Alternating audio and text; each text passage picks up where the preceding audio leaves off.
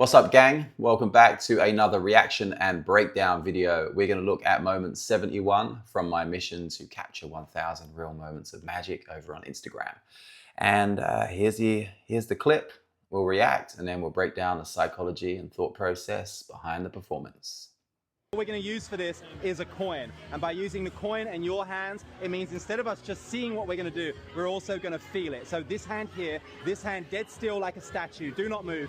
3, 2, slowly, slowly, and we feel it, but up here. Right? I'll show you how it gets there, brother. Come back and join. I need you back here, exactly here, like a statue. The coin falls down, that's gravity, but my gravity from England is a little bit different. The coin falls upwards and we catch it. I'll do it again. 3, 2, and the coin falls upwards. Did you see it? Bam. And you can catch me out, bro. This hand, I want you to just like hold on to my wrist, and the other hand's gonna catch the coin.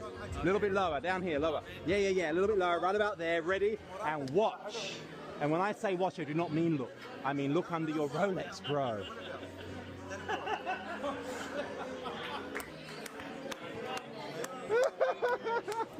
Yeah, yes, bro. Here we go. We're not done. Give me 2 hands like Oliver Twist. 2 hands like Oliver Twist. 2 hands. That's your turn. Come on. We can take it here and push it through the hand. It looks like magic. I'll do it again. Yeah, I take it and I push it through the hand. But honestly, this is just sleight of hand. We can vanish it and make it appear under the boot. And the question I have is, how didn't you feel it under the watch? This is one of those bendy coins, but if you flick it, it becomes solid again. Here, you can have that. Thank you. I'm sorry I did that. What we're going to use for this is a coin. All right, let's break it down. Hands, it means that was at a booking I had across the weekend. I was booked for someone's 50th birthday. It was maybe about 40 people or so. Pretty staggered arrival for the guests. I was entertaining people as they were arriving, so I kind of give it a little while until a decent amount of people have arrived, or it gets a little bit awkward. Just a bit of advice there. You don't want to be approaching the only group in the room as they sheepishly look around for someone else they know, or maybe you do, I don't know. Anyway, I waited till the energy was buzzing, and we can talk about some of the interruptions that went on and how I was able to pull his attention somewhat back into the mix so we could complete the performance. But let's jump in. And I'll explain why I chose him, actually. He was present earlier on for another piece with this guy. He was in shot here, but we can dive into that some other time. You can tell by his face, his demeanor, his jacket, the way he is, I think we would say like a Jack the Lad back where I'm from. But, you know, he's a bit of a geezer. He's probably a quick talker, pretty cool, a little bit shifty. Anyway, I like him. He seems like a cool dude. I realized that I needed to impose my authority on this situation in order for it to go down as effectively as it did. So let's watch and we'll break down as we go. What we're going to use for this is a coin, and by using the coin in your hands, it means instead of us just seeing what we're going to do, we're also going to feel it. So this. All right, so first thing I do with someone like this is I want to lock in their attention with a prop, a lock-in prop. This would involve giving something to them in their hands, giving them a prediction, an envelope, or giving them a deck of cards to hold, thrusting a deck of cards into their face so they have to take a card out and straight away be involved in it. It is integral that you get people like this physically involved, otherwise their attention span will pull them elsewhere as they seek to be main character in some other group. So I give him the coin straight on his hand. He is in it. He's also complied straight away. I need 2 hands from you. I feel like a little bit of resistance on that, but it's okay. Like, he's there with me and we're going to make this work. So I'm sure you realize what I'm doing, but I do, you know, I guess we could say a fake take, or I just palm the coin and keep it here for this moment. So it's still in this open hand as we gesture. As I say, we're not here to break down the tricks per se, but more about what it takes to create the magic. So if you do want to learn any specific moves, ask me, or find a sleight of hand expert on the internet with better camera setup to teach you these moves. All right, let's jump in. Hand here, this hand dead still like a statue. Do not move. 3, 2, slowly, slowly, and we feel it. All right, so I want a little bit of a talk right now. His glimpse as he catches a sight of that coin. So when I pull people's hand up here, the biggest issue is it's going to slide off, it's going to fall off, or maybe they're going to move their hand. Now, when I was studying hypnosis almost 20 years ago now, Jesus, I learned this phenomena when someone is down under the sleep hypnosis phenomenon. You can lift their arms up and let it go, and it will plop down effortlessly. But if you bring it up and you shake it, the hand pretty much stays there. It's crazy. You can just leave them like Play-Doh, manipulate them like a wire model. And it works in the same way with these coin routines. I pretend the coin is here. I reach under, grab him under the hand, lift his palm up the top, and then I hold it there. And there's a little bit of a jolt that I give to make sure that that hand is going to stay. Now, maybe like 1 in 200 times now when I perform this, someone might misbehave, twist their wrist, relax a little bit, and the coin might fall. Sometimes I'm able to catch that like a ninja in the process, but otherwise we're picking it up off the floor and it is what it is. But yeah, I'd say there's over a 99% accuracy rate with this now. Another thing I would say is because coins do have a temperature to them, keep the coin in your trouser pocket. It will gain the body temperature of you, so that when you place it on the back of someone's hand, which is quite sensitive, if it is a cold coin from sitting in the outside of your jacket pocket, they may feel the coldness of that coin. So anyway, little pro tip right there. Coins up the top, he has no idea. Another thing is, as I'm going up, we'll rewind this. You see me going up to coin, and by using the coin and your hands, it means instead of us just seeing what we're going to do, we're also going to feel it. So this hand here, this hand coin's under it. Yeah, so as we're here, I'm going to vanish the coin and the next bit. Do not move. 3, 2, slowly, slowly, and we feel it. Okay, so you see as my hand draws slowly, slowly, and draws up the line of the coin traveling, I make contact under the palm, usually with my middle finger as I'm drawing this line, boom. And then I'll come up to the top of the hand and I'll grab his fingers. You can see me doing that. So by me controlling his fingers with one hand and placing pressure underneath with the other, I can stop the intuitive turning the wrist over to look and see what's happening, which will spill the coin off away from their view, and it just kind of spoils the whole moment. I've learned this through trial and error. This is the way to do it. Up, small piece of contact under the palm. So I lift the hand slightly, other fingers on top of their fingers to stop the rotation of their wrist. And then I simply drop the height in line with their eyes, just so that the coin comes into view for them. And it's also a nice connection moment because I'm kind of looking straight at him with the coin in between. Anyway. Up here. Big moment. Right. I'll show you how. I'll show you how it gets there, brother. Come back and join. I need you back here, exactly here, like a statue. The coin falls down. Like a statue. Yeah, so I said that earlier, dead still like a statue. I used to say mannequin challenge back when that viral concept was going on. But ultimately, something that someone of any language can instantly understand, that they need to stand the hell still. Otherwise, this moment might not work out. That's gravity, but my gravity from England is a little bit different. The coin falls upwards and we catch it. I'll do it again. 3, 2, and the coin falls upwards. Did you see it? Okay, so for those of you who don't know, this is called a muscle pass. You can search YouTube for this and you'll find a million people teaching you how to do it. I use a 10-cent coin here in Australia. It is very similar in size to a 10-pence coin in England, or a 2-pence coin, which is slightly larger if they've still got them now. I don't know. If you're in Thailand, 5 baht. If you're in the UAE, one of the dirham coins, I think it's the nice silver one, that is the same size. That one's also aluminium. It flies really high. It is so light, you can almost hear it ping as you do the move. 25 cents in America, quarter, 10 cents in New Zealand. Most countries have got this coin. I know a lot of people like to practice with a slightly larger coin, closer to a poker chip. However, this is how I practiced, and I cannot do it so well with a bigger coin. However, this coin exists almost everywhere in the world, so I take that as a win. I would rather versatility than having 20% bigger on the coin. 20% bigger means 20% heavier, and it's not going to bounce up as well. So anyway, muscle pass, look it up. Another thing is, as I'm dropping it, I'm catching it, I do need a subtle moment of reset. So I say 3, 2, 1. See, that also allows me to adjust the cadence of my countdown to fit how long it is taking me to do the readjustment. And for reference, I'm turning my hand over and I use this middle finger, which is the strongest one, to press the coin into my palm as I begin to grip it. And then we come back around and then the final squeeze pings the coin up. I mean, I do it twice in this routine. I think it's good to have a nice little replay of it. I did have a friend back in the day who would approach groups saying, have you ever seen a coin fall up? And he would drop it down and that would be his hook straight away in. Like, what was that? What was that? Do it again. and then you can go into your routine before revealing it later. Anyway, I like it. It seems like a bit of special effects, but a muscle pass is a bit like a backflip. You cannot do it until you can do it. So hustle hard. Bam. And you can catch me out, bro. This hand, I want you to just like hold on to my wrist, and the other hand. And this is really nice because I've just gone from catching the coin up here to you can catch me out. And then we're going to have another little flow on of wordplay in a minute as I say watch. I don't mean watch as in look, I mean look under your watch. In this case, I switched the word watch for Rolex because I had noticed his very lovely Rolex on his wrist. And people with nice watches, they know they've got nice watches and they're wearing it as an accessory, and people notice, and watchers will watch the watch and know what's up. So it's nice to give people a little bit of an acknowledgement. I tend to recognize this, or if it's a tag or an Audemars, whatever it is. Anyway, in this case, it was a nice Roly. I let him keep it on this occasion. All right. Hand's going to catch the coin.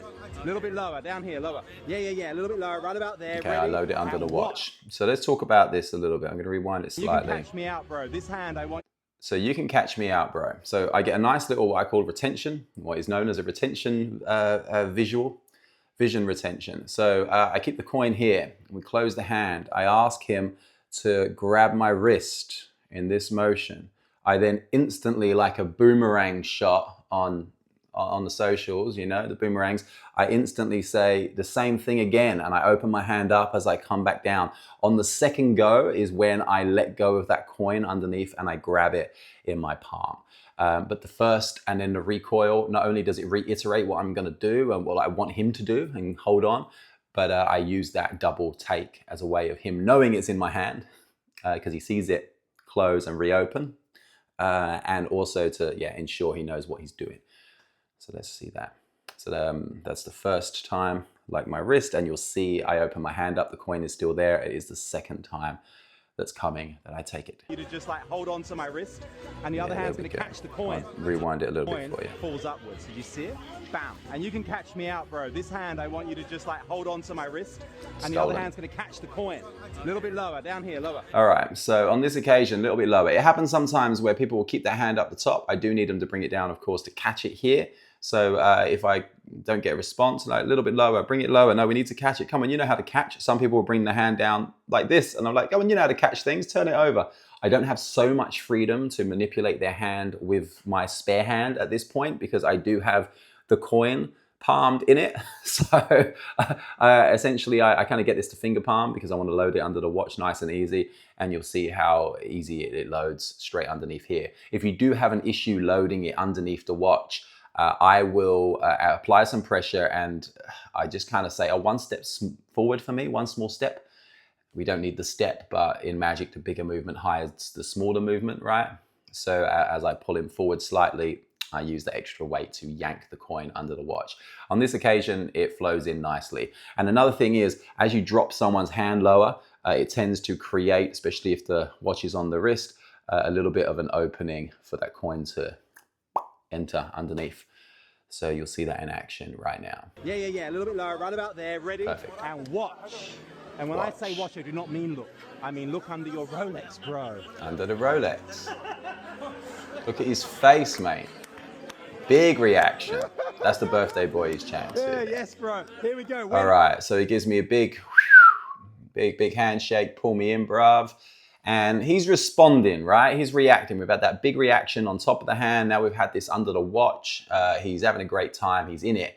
Though he kind of wants to move the experience across to someone else now because he's feeling a certain way. He wants someone else to feel this certain way. So he's got someone to relate with. Maybe that's it. So he tries to brush me off onto his friend who has just arrived. He's just saying hello. There are new people arriving at this event all across the evening. So naturally we do get a few interferences and I'm having to like keep him on track, which is why I'm showing authority in some ways. I need to pull him in. Like he's a big boy, he can handle it. So he's trying to brush me off to his friend right now. I do not want this because I do not want to suddenly have to build rapport with someone else. I've already had my sequence deliberately designed so that I've got their hands, we do this, one step evolves to the next, and then eventually they're just putty in my hands to play with for this routine. Jumping across to a new person. The only time I will do that is if for some reason the person I'm using, I've done a coin trick with them and they don't have a watch on. It's rare. I usually choose someone who I can see that they've got the watch.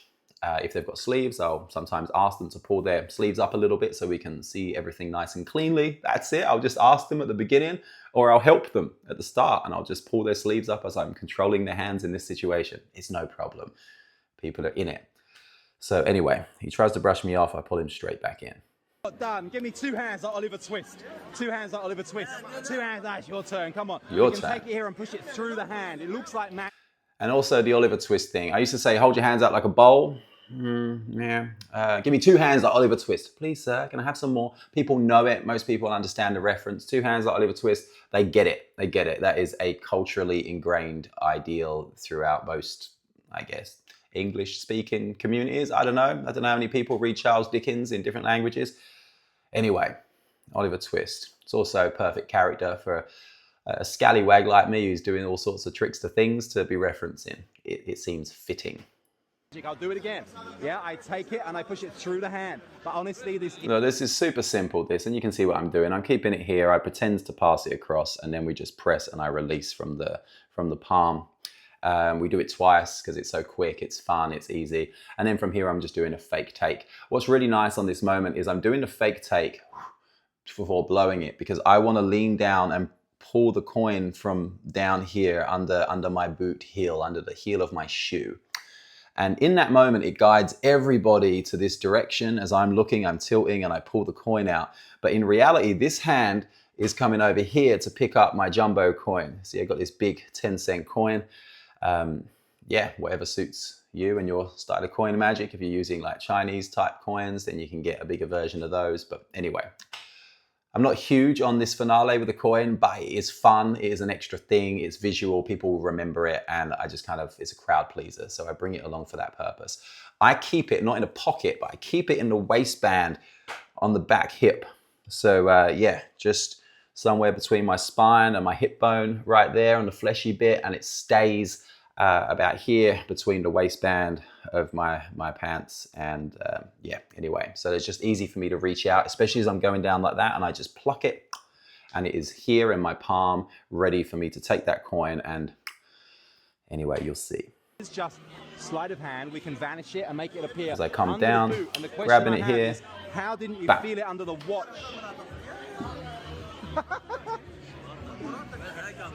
This is one of those bendy coins, but if you flick it, it becomes solid again. Here, you can have that. Thank you. I'm sorry I did that. What we're going to use for this is a silly little finale there, but anytime if I'm going to do that and I want to justify the solidity, how solid this coin is, if they don't have a glass around for me to tap it on and get a nice chink, chink, chink, then I'll use something else. On this occasion, I used his watch as it seemed fitting. We've referenced it a couple of times and we've utilized this in the routine. So I reach over and I just tap the strap of his watch so we get that metal on metal sound effect. Don't tap it on the glass. I know that his Rolex face is probably sapphire crystal and it will be tough. However, it would also be a tough phone call to my insurance company to explain why I've got to replace a $3,000 bit of glass on someone's watch. So anyway, that is one of my favorite routines. I've been performing this for 17 years in different ways. I think, yeah, heavily in 2011. I went backpacking. I used to bring this routine with me everywhere. I was in Laos and we had a coin that fit perfectly and I would use that. So I would do this to people in the daytime, in the evening, and the routine wasn't as full as it is now, but I definitely had the opportunity to sort of work on the variety of moves, manipulating people into various positions, as well as coin on top of here. You've also got the opportunity for coin on shoulder. I prefer to do that part with a ring, which we can jump into. I've got a video of that somewhere else. But ultimately, the joy of this routine is your ability to go up and demand 2 hands from somebody, drop a coin in their palm, and then they're straight away, they're in it. They're locked in, the prop is there, their hands are there, get rid of whatever they're holding, and they're locked in for the next minute 15, however long this routine is gonna take. It is so action-packed, pop, pop, pop, pop, pop. It just bangs all the way through, little moments to constantly keep them there, and I am pulling them into action, using their hands in a variety of ways, and people just stand around to witness the spectacle. What's beautiful is when you put the coin up the top and it's out of sight, sometimes a taller person will see it there and they might laugh and react on the sideline. Hopefully they don't spoil it. But also when I bring it down oftentimes everybody catches the glimpse of that themselves. Actually, sometimes when I pull it down, the person whose hand it is making eye contact with me to the point where they don't even see it. And I have to be like, look, and I'm tapping, look on your hand. And then they see it. And there's even a bigger reaction because everybody else noticed it except for them, even when it was being highlighted. So anyway, feel free to go out and try any of these parts of the combination, see how it works for you. But ultimately, I hope you found value in this. And this has been a reaction and breakdown to moment 71. If you've got any questions, leave them down below in the comments. I hope you find some value in this. This is my magic perspective, and it is my pleasure to share it with you. Until next time, ciao.